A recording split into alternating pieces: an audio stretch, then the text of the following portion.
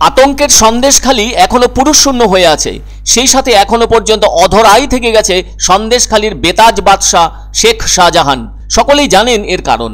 গত 5ই জানুয়ারি শুক্রবার কাক ভোরে উত্তর 24 পরগনার বসিরহাট মহকুমার সন্দেশখালী বিধানসভার অন্তর্গত ন্যাজহাট থানার সরবেরিয়া গ্রামে শেখ শাহজাহানের বাড়িতে অভিযানে গিয়েছিলেন ইডির 5 আধিকারিকের একটি দল। আর সেখানেই ঘটে যায় অত্যন্ত মর্মান্তিক ঘটনা।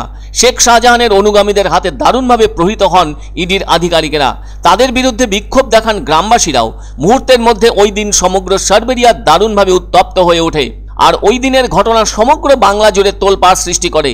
এদিকে 6ই জানুয়ারি শেখ শাহজাহানের বিরুদ্ধে লুকআউট সার্কুলার জারি করে ইডি দপ্তর। তবে শুধু তার ক্ষেত্রেই নয়, সমগ্র পরিবারের বিরুদ্ধেই সেই লুকআউট সার্কুলার জারি করা হয়েছে। একইভাবে সেই সার্কুলার দেশের সমস্ত বিমানবন্দরেও পাঠানো হয়েছে ভারতীয় বিমান সংস্থা কর্তৃপক্ষের মাধ্যমে। ওই দিন তো ইডির গাড়িও নষ্ট করে দেওয়া হয়, আবার সংবাদ মাধ্যমের কর্মীদের রেহাইও মেলেনি। আর এই বিষয়টিকে কেন্দ্র করে বাংলার রাজনীতি যথেষ্ট উত্তপ্ত হয়ে উঠেছে। আবার সন্দেশখালীর ওই ঘটনায় আলাদাভাবে 3টি এফআইআরও দায়ের হয়েছে।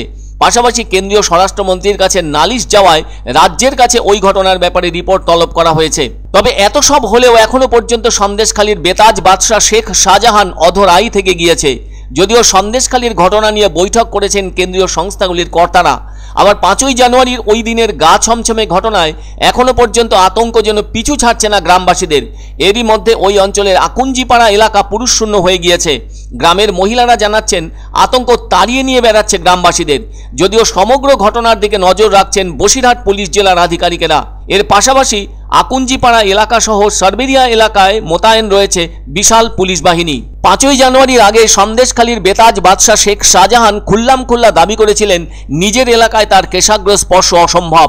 কিন্তু সেই বক্তব্যের পর আজ 6 দিন হলো তিনি কোথায়, কেন সামনে এসে দাঁড়াচ্ছেন না বুক চিতিয়ে? এ ব্যাপারে তার ভাই শেখ আলমগীর মন্তব্য করেছেন তাদের পরিবার ভয়ের কারণে সিঁটিয়ে আছে। বাড়ির স্কুল পড়ুয়ারা স্কুলে যেতে পারছে না, আবার গৃহশিক্ষকরাও বাড়িতে পর্যন্ত আসছেন না। সেদিক থেকে ভাবলে সামাজিকভাবে ক্ষতিগ্রস্ত তাদের পরিবার বলে জানিয়েছেন সন্দেশখালী 1 নম্বর ব্লকের যুব তৃণমূল কংগ্রেসের সভাপতি তথা শেখ শাহজাহানের ভাই শেখ আলমগীর। তিনি আবার সেদিনের ঘটনার ব্যাখ্যা দিতে গিয়ে জানিয়েছিলেন তারা কেউই বাড়িতে ছিলেন না। হঠাৎ একটি গাড়ি এসে থামে তাদের গেটের সামনে। তারপর তাদের বাড়ির গেটের তালা ভাঙতে শুরু করে তারা। যদি চুরি না হয়ে যায় সেজন্যই প্রতিবেশীরা ছুটে গিয়েছিলেন বলে সাফাই দিয়েছেন শেখ শাহজাহানের ভাই শেখ আলমগীর।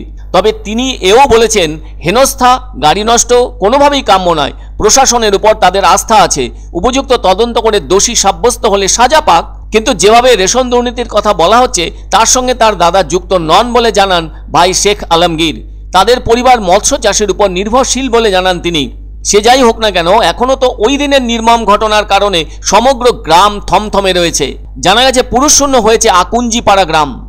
শেখ শাহজাহান অধরা তারা বলছে বারবার, তারা তো এসছিল তাকে যেভাবে। তো আজকে আমার মনে হয় এইভাবে না এসে তাকে নোটিশ জারি করে আসলে এই এত জলঘোলা হতো না। এটা পরিকল্পিত একটা ঘটনা।